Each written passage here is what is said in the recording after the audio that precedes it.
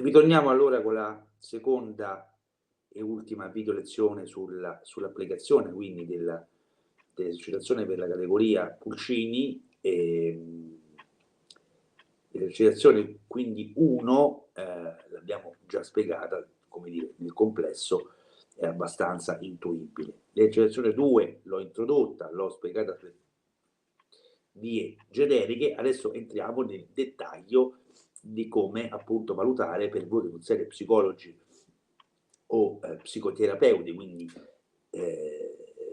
come dire, con una formazione specialistica, come cercare di valutare, diciamo, un disegno nella sua dinamicità, visto che un disegno, come dire, parla molto, è molto dinamico. Quindi abbiamo elencato precedentemente i 7 parametri e adesso li andiamo analiticamente a sfogliare uno ad uno. Che cosa vuol dire la presenza-assenza del colore, il parametro 1? La scelta del colore può sicuramente fornirci utili indicazioni sulla vita emotiva del bambino. Esiste evolutivamente parlando un parallelismo tra l'enfasi del colore e l'emotività, ma io andrei anche sulla forza del tratto, cioè quanto il bambino ci fa un disegno morbido e quanto invece un bambino ci fa un disegno dove ha calcato il tratto in maniera un po' più pesante. Ovviamente il tratto in maniera molto forte indica un carico emotivo più consistente rispetto al primo, il che non vuol dire necessariamente bene o male, ma vuol dire, come dire, apportare nella manifestazione della sua emotività un senso di leggerezza in un tratto più dolce e un senso, come dire, di pesantezza o di energica adrenalina nel caso del tratto molto molto forte. Quindi questo indica anche un confronto con i vari tipi di temperamenti, cioè in genere i bambini più tranquilli hanno un tratto più leggero, no? A differenza di quelli un po' più dinamici, non voglio dire iperattivi, se no poi dopo confondiamo quello che è il disturbo da iperattività, ADHD, che nulla c'entra in questo caso, e invece hanno un tratto un po' più marcato. L'interesse per il colore diminuisce a mano che l'interesse per la forma aumenta. Quindi, come dire, più i bambini sono grandi, voi avete una categoria anagrafica di bambini che sono ormai già abili sia nel colore che nella forma, quindi avrete anche delle forme, a differenza dei piccoli amici del primo anno,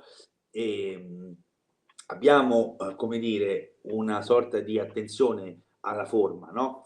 Che è maggiore ovviamente. Le tonalità sono tanto forti quanto più il bambino è piccolo. Con l'aumento dell'età subentrano le sfumature. I bambini piccoli non si preoccupano che i colori corrispondano agli oggetti reali, quindi l'assoluta fantasia di cui abbiamo parlato precedentemente, e il fanciullo, come dire, dentro un po' la fase, come dire, che va verso l'età che voi adesso avete, quindi voi avete una fase che viene appunto chiamata età della latenza, cioè una fase in cui c'è il passaggio tra la età dell'infanzia, per intenderci, a quella della fanciullezza, che è più propria magari all'inizio della prima media, di quella che era una volta la prima media, attualmente scuola secondaria di primo grado. Quindi è un'età insomma di confine, per intenderci. E il fanciullo quindi usa il colore sotto la spinta delle emozioni, c'è un maggiore tipo senso di collegamento tra emozione realmente percepita e uso del colore. Sicuramente quindi la rabbia in genere viene evidenziata con il colore tipo rosso, che è il colore un po' più forte, più acceso, no? Oppure la tristezza viene evidenziata con colori prevalentemente scuri, quindi quale potrebbe essere il grigio, il nero, il marrone, l'esercizio quindi prende spunto dal test dei colori inventato da Lusher, siamo negli anni 70 per intenderci, il quale si basa sull'assunto che la preferenza mostrata verso ciascuna tinta e le reazioni del soggetto cambiano a seconda degli individui e dei momenti. Qui vi spiego, diciamo, come dire, i vari tipi di colori secondo questa ottica di cui abbiamo accennato adesso. Ovviamente il rosso che provoca eccitazione e spinge verso l'attività, ha una caratteristica che ci porta verso un senso di forza e di sicurezza. Quindi insomma, per eccitamento anche l'emozione della rabbia non deve essere per forza percepita come negativa, anzi la rabbia, l'aggressività è parte inclusiva di ogni individuo, soltanto che va ben gestita e va ben comunicata. Questi esercizi servono proprio per questo motivo, per comunicare, per far uscire fuori queste che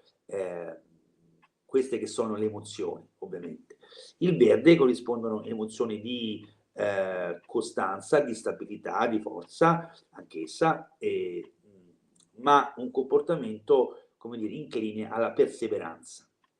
Il giallo rimanda alla radiosità, quindi come dire, il concetto un po' del sole, no? Non tanto nella forma che ci richiama la figura del padre, ma tanto al fatto che è qualche cosa che irradia, illumina, e quindi che ci dà calore. Il viola, che nasce dalla mescolanza del blu e del rosso, è il colore della metamorfosi, della transizione, del mistero, della magia, è preferito molto appunto dai bambini. Il marrone corrisponde all'emozione della corporeità, il forte bisogno, l'indifferenza o il rifiuto verso questa tinta indicano pertanto un preciso atteggiamento verso ciò che è corporeo e materiale e verso i piaceri fisici. Il grigio è il colore della neutralità, una terra di nessuno priva di vita, e quindi chi lo sceglie tende alla distanza e al non coinvolgimento, come ho detto appunto prima. Colori che richiamano un po' quel senso di melanconia, non tanto di malinconia, ma di melanconia, che è uno stato d'animo, di un temperamento più riflessivo, più distaccato, non per forza più solo, ma meno bisognoso di essere, di avere un bisogno di appartenenza, ecco. Il nero rappresenta la negazione assoluta, il no radicale. E come abbiamo appunto detto prima, come dire, è un colore che ci indica una forte componente, diciamo, di tristezza o di melanconia, ma in maniera molto più marcata, sotto forma di rifiuto attivo, ecco. Il sole, abbiamo detto appunto prima, è la prima cosa che il bambino impara a disegnare, una bella palla gialla, e indica il rapporto con la figura paterna, di rimando il rapporto con la figura vostra, in quanto per la maggior parte uomini. Quindi bene o male avere un bambino che rappresenta il sole è già indicativo verso una predisposizione riguardo alla figura adulta di sesso maschile, e quindi già si pone come un bambino alfabetizzato sotto questo tipo di figura qui, che richiama principalmente una figura di distacco dall'invischiamento materno e appunto un aumento di competenze sociali. In effetti nel foglio che voi avrete anzi, vedrete che tutta la parte destra è tutta orientata, come dire, clinicamente a qualche cosa che esce fuori, visto che è la parte finale del foglio per noi europei, noi iniziamo o dalla sinistra o dal centro, quasi mai iniziamo con un foglio a scrivere, è impossibile, ma a disegnare dalla parte destra. Quindi, come dire, è un po' l'uscita del bambino dalla cura, dal rapporto con il materno di protezione e di come dire, dualità uno ad uno. Quindi anche dove è posizionato il sole, se dovessimo dirla tutta, sole sulla parte destra indica veramente un bambino che è pronto ad avere un buon rapporto con voi, che rappresentate sia la figura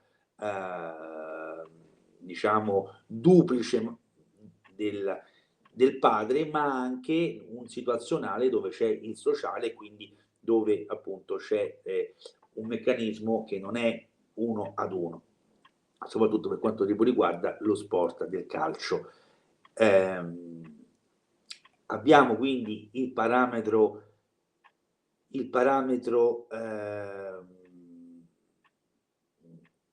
il successivo parametro, sto vedendo i vari tipi di parametri.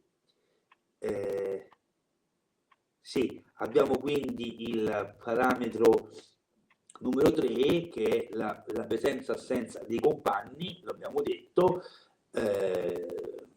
quindi come dire, rappresentare tutti i compagni è un indice di un ottimo inserimento, quindi come dire, averli tutti è la perfezione assoluta, ma dall'altro è anche esagerato, sembrerebbe come sono amico di tutti ma di nessuno. In genere noi osserviamo dalle 3 unità in poi non complete, meglio ancora, paradossalmente meglio ancora, indica una preferenza e quindi una libera scelta consapevole di chi è più rispetto ad altri. Ovviamente il tecnico dovrebbe cercare di facilitare questi rapporti, ma di indurre anche quelli di bambini non presenti nel disegno, proprio per allargare appunto lo spettro di socializzazione. Il parametro presenza-assenza degli allenatori, ovviamente l'abbiamo già spiegato, la figura adulta, il parametro presenza-assenza di se stesso, nel dettaglio rappresentarsi nel disegno è ovviamente molto importante. Un disegno in cui il bambino non si rappresenta potrebbe indicare carenze affettive, una mancanza di fiducia in se stessi e problematiche potenzialmente associabili al contesto squadra. Come dire, devo fare il compito ma non sono dentro questo contesto e quindi mi limito a fotografarlo in maniera indifferente. La presenza, il parametro della presenza stessa dell'attività di gioco ovviamente è un indice di attenzione da parte del bambino, il quale tipo ricorda mentre segue il disegno ciò che è presente nel suo contesto, quindi qualcosa di molto materiale, no? E per l'età che hanno questo viene quasi sempre svolto. Il parametro invece delle distanze, della localizzazione, come dire, potremmo dire che la zona inferiore della pagina è la zona degli istinti primordiali e l'esclusiva collocazione dei disegni in questa parte potrebbe indicare elementi di tristezza. La parte superiore del foglio è quella dell'espansione e dell'immaginazione, è quella dei sognatori, no? Come abbiamo detto prima, immagini o personaggi che fluttuano, no?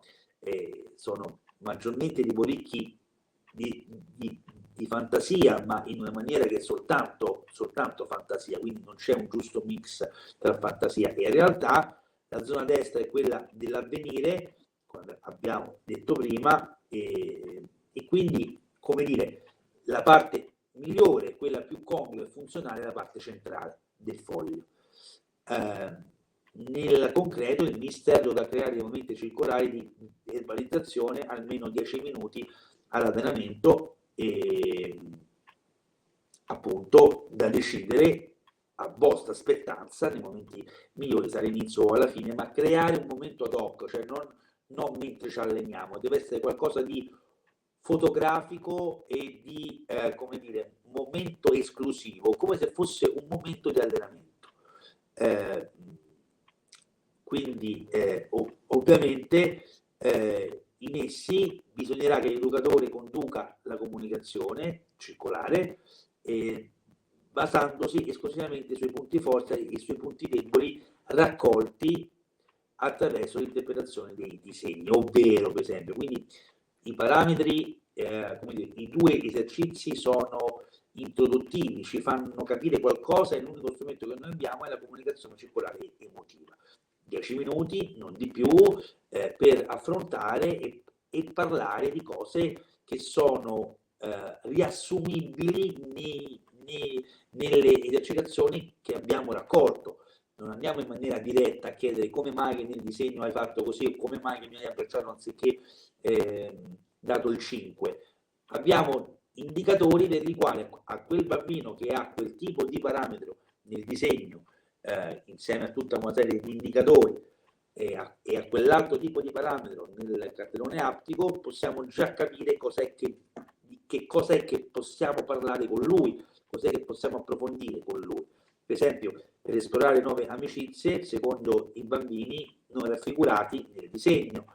E quindi c'è l'esercizio, no? Se Paolo non è nel disegno di Luigi, fa chiedere a Luigi qualcosa che non conosce di Paolo, quindi qualcosa insomma anche di abbastanza banale, ma che banale poi non è, perché è talmente banale che non ci chiediamo mai di farlo, perché è scontato. In realtà dobbiamo non prenderlo come qualcosa di scontato, ma farlo e basta.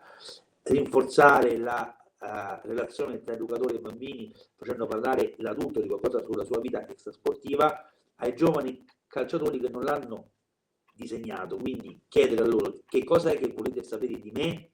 Il terzo, per esempio, devo rinforzare il talento dei bambini, la maggiore esplicazione delle loro caratteristiche più importanti, che ogni bambino ha. Anche il bambino che rompe un po' le scatole ha il talento di parlare tanto o di chiedere molta attenzione.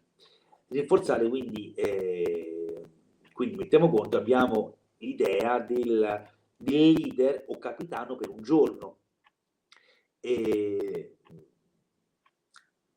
Quindi il bambino che non si è disegnato, per esempio, che potrebbe indicare un bambino con scarsa autostima, come abbiamo detto precedentemente, magari potrebbe essere quello una modalità impattante per dare a lui un inizio di senso di appartenenza sotto il profilo della scala più alta.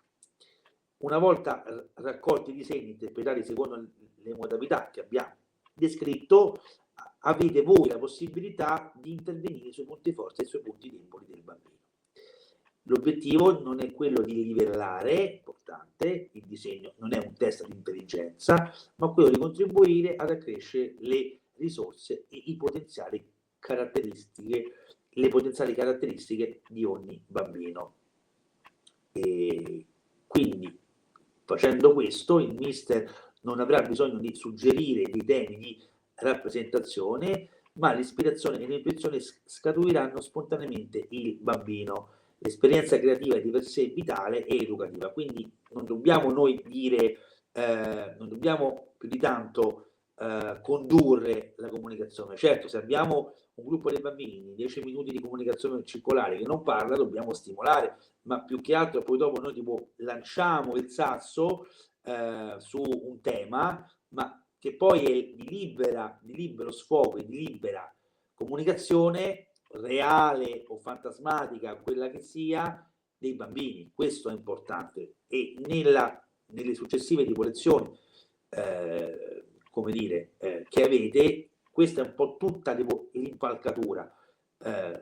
Ovviamente questa è specializzata per la categoria dei pulcini. Coloro che invece hanno in mano un gruppo di categoria agonistica under 14 invece avranno un altro tipo di lezione più specifica. Io vi ringrazio dell'attenzione e un saluto a tutti.